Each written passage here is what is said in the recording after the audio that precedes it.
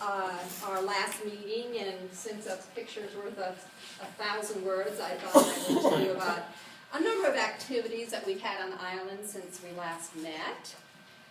We talked about at our January meeting, we talked about Kohler and Cornell Tech having a roundtable discussion, and we did that on February 4th. It was a very good meeting. It was a get-to-know-you session, and it went very well. It included presentations by Cornell Tech and by Cornell University. We actually had Suzanne Brewer, which is head of the Employment and Disability Department at Cornell University, present about her programs. A number of our students were there, including one of the students who presented to us at our October meeting on the palette project. They talked about their event, plus their device. Plus, there was another one, Dr. Sherry Azencott, which works a lot on low vision technologies, is doing a lot of research on low vision. She talked about her work. And then as well, we had Kohler give an overview of their programs, their clinical staff as well as their leadership. They shared some of the technologies that you're using, and I should go back here to say that this slide shows one of the staff members showing one of our students who attended, who works with Dr. Sherry Azencott on the low vision research. This sort of sip and suck kind of a technology that you use for people. Sip and puff. Sip and puff technology that you use for people who cannot use their hands, and as you know, our students are doing research on people with quadriplegia. Also, then after this, we went back to Kohler just a few, I think it was a week ago Monday. 5 students working on the palette device went there to interview 3 residents with quadriplegia and some of the staff who work with them. The goal was to see what the residents thought of the device and how it could be improved. For those of you, most of you know about Palette. It's this tongue-controlled wireless device where people with quadriplegia can control their environment better. So what happened here, you'll see in this photo that our students are talking with 2 occupational therapists who work with residents. Our students were very good about this. They wanted to get a little sensitivity training before they actually spoke to the residents. So they met with the staff beforehand to ask a few questions to see what kind of terminology that they should use, what they should ask, shouldn't ask, what might make the residents feel uncomfortable, things that should be avoided, that type of thing. So it was very impressive.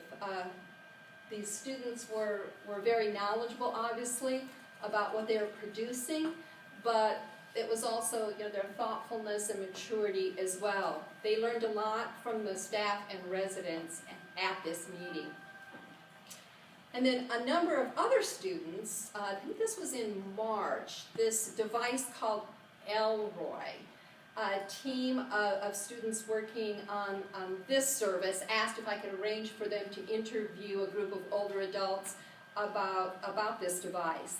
And as our students described it, it is intended to help seniors better engage with technology and the services it enables, kind of empowering them to live better, more independent lives. And they focused a little bit on people who were leaving the workforce and retiring, and they were just totally cut off maybe from a lot of their IT departments or the computer that they're used to using at work. Also, they interviewed them about do they use certain services that millennials use these days, like Fresh Direct and Uber, although a lot of us use that as well. And so they learned a lot. We really like to included task force members when we can. Matt Katz participated in this, and I think Sherry did as well. So, we thank you for that. They asked a lot of questions about people's habits, and the above photo is one of the interview sessions that was held. So this application is in development, as we say, just like Palette is, so stay tuned, and we'll give an update on it whenever we have it. And really, our students are very grateful to Roosevelt Islanders for their willingness to participate in this, because they're learning a lot, and hopefully, I think the Roosevelt Islanders appreciate being involved as well, so we'll try to continue to do more of it. And then I want to thank task force members for your efforts promoting the non-traditional employment for women event that we held a few weeks ago. This was, I think, on Thursday, April 14th. It was an event to introduce Roosevelt Island to NEW is what they're called, non-traditional employment for women. The acronym is NEW. This is a wonderful organization that prepares women for obviously non-traditional careers in construction, utilities, trades, that type of thing. And NEW serves as a pipeline for these unions, and it really provides women with with very good skills, high-paying jobs, and really great benefits. And one thing, and I think that I need to point out that maybe I have in the past, is that we're extremely proud, Cornell Tech is, to have signed on as a new signature project. And this means that we've committed to ensuring that 15%, at least 15% of the construction jobs on campus go to tradeswomen. 18 women signed up to take the next step. I think we had 22 people attend the session, and what happens next, if they're interested in what they signed up for, was a 3-hour information session at NEW's Chelsea headquarters, where, among other things, they take a test to see if they qualify. You have to have a high school diploma, I think, or a GED for this program. And the word really is spreading about this, because a woman who works at Main Street Suites attended, and then when I went in to get my coffee 2 days later, her coworker said she wanted she wanted to know about the program. So I was able to send her the website link and get her, hopefully, to sign up as well. I know one woman has actually been down to the training, already. And then there was a very touching moment during the presentation when a 90-some-year-old Roosevelt Island woman, very familiar to some of you, her name is Mrs. Rome, right? She got up to tell her story about how the shortage of male workers during World War II allowed her to get a non-traditional job, and that catapulted her into an engineering career and made her very successful. She was so passionate about letting these women know that they could do anything, and that the training for these jobs really could make them very successful. And so during her presentation, you could hear a pin drop in the room, and it was very emotional, and at least one person in the room was moved to tears, but we won't mention any names on that one. And then last week, another group of Cornell students went out to Roosevelt Island to try to test out an idea. These students are creating an app to help build social ties in local urban communities. It's called Movement, and it's meant to help people get to know their neighbors. With this device, you can see the places that people in your building visit the most. Only people in your building can join your network, and everyone shares their data anonymously. So for each place you have visited, Movement can tell you how many people from your community have also been there. So, and in addition to that, it has a private guest book that you can sign into if you want to. And when you sign that guest book for a particular place, you can see the names of other people who've also, from your community, have also agreed to sign into, or have been willing to sign into to the guest book. So then you can choose to connect with those people if you'd like to. I think a good example would be someone, if there's a group of people who see that they take their children to the same nursery school every day, and maybe there's an emergency, or maybe I could take our kids one day and you could take them the next, that type of thing. So they're trying to do this. They got a couple people, I think, to sign up, but they're now looking to do this in more buildings. So I may be contacting you about your building if you'd like to participate in this recruitment effort that the students are doing. And then, as Diane mentioned, we've been working with the Brownies, and we try very much to include our Cornell University partners and leverage their knowledge and experience and programs as much as we can. So the kids were working on their snack badge, and so I put them in touch with Cornell Cooperative Extension, Jennifer Tiffany, who Christina knows because of her work, and I Dig to Learn, and others. So this lovely woman, Yvonne, came out to the Brownie troop. She's a nutritionist, and she provided a good lesson on how you read labels and how you can tell what box of cereal, for the most part they focused on cereal, is more nutritious than another. And then at the same time, the students made, whoops, I skipped ahead. Okay.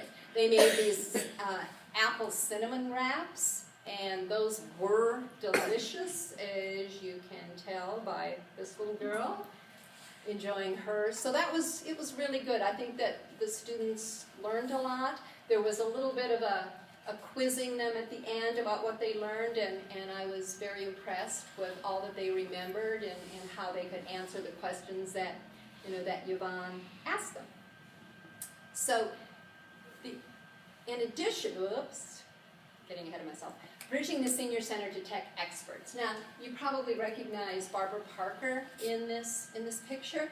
She is talking in this gallery to a gentleman named Peter Kaplan, who is a fourth-generation Roosevelt Islander. His great-grandmother, I think, you know him, his great-grandmother lived on the island. He and his wife now live in... His grandmother. His grandmother, right, okay. He and his wife now live above us in River Cross, and Peter contacted me. He works for J.P. Morgan, and he contacted me about getting involved both with Cornell Tech and with his community on Roosevelt Island. And so Cornell Tech has this program, I think you've heard about it, for our students called Company Challenges, where a company submits an application to be matched with our students on a particular project or problem that company has to solve. And J.P. Morgan applied 2 years in a row and were matched 2 years in a row. And Peter also works in another division, and he's trying to get a challenge together in his division to apply this next year at Cornell Tech. But he also said he wanted to get very involved in the Roosevelt Island community. Barbara Parker had talked to me about setting up a website for the Roosevelt Island Senior Association and being able to drive traffic to that. So Peter came in and sat down with her, and they're now working on this together, and hopefully he's also brought in a friend of his who does all this work for the same kind of web design for Weight Watchers, no less. So they're working, and hopefully that will bring us a new website for the Roosevelt Island Senior Association within the next couple of months. So yes, and finally the sandwiches did come for the seniors on Friday afternoon. You'll see that we handed out quite a few of them. I think there were over 150 sandwiches. And within the hour, the only thing left were the condiments there, both the mustard and the mayonnaise. 50-50, Judy. Yes, you'll see in that little bucket right there, there's mayo and there's mustard. So yes, we did, and it's, it was a very good thing to do. The seniors, there were some seniors that took, some older adults that took 4 sandwiches. Some were interested in eating them right then and there, and so that was great as well. So I think that they were needed and very much, appreciated, and maybe it's something that we can do again. And the seniors seem to like them, and Barbara Parker was great about describing them, the field greens and the type of cheese and the type of turkey. So she was a pretty good salesman for that. So we were very happy with that. One thing I forgot to say is I want to thank Ellen Pallavi and Christina and others. I think I'm leaving names out. Going back to the non-traditional employment for women, the task force really stepped up and promoted this event. We wanted it to be successful. We wanted women to come and learn about these good jobs, and they did. And we, getting 18 people to sign up, so it wasn't easy, but we really appreciate. And I think, and I'm probably leaving people out. We really appreciate, all the hard work. Jane, may I add also to Sandwiches for Seniors that although we did buy the bulk stuff to make the sandwiches off the island, we ordered lunch, ironically, for our students to eat before they went to school, and that we ordered from the Riverwalk Cafe. Oh, yeah, that's right. And then after the event, our students had a tour of our campus, and then they went and we bought them a little bit of a happy hour at the Riverwalk Cafe. So we're working very hard. Not the PSI as No, that would not be the third grade. Thank you, Jane. But I just, it's very important to us that we are supporting businesses here on the island. Jane is really great about making those connections, but honestly, they've been a pleasure to work with at Riverwalk, so we're always there. We always try to use island vendors. And by the way, is there a more beautiful place to have a glass of wine than sitting on that patio looking at water on both sides? I'm sorry, but there's nowhere in the world like that. All right, everybody, questions?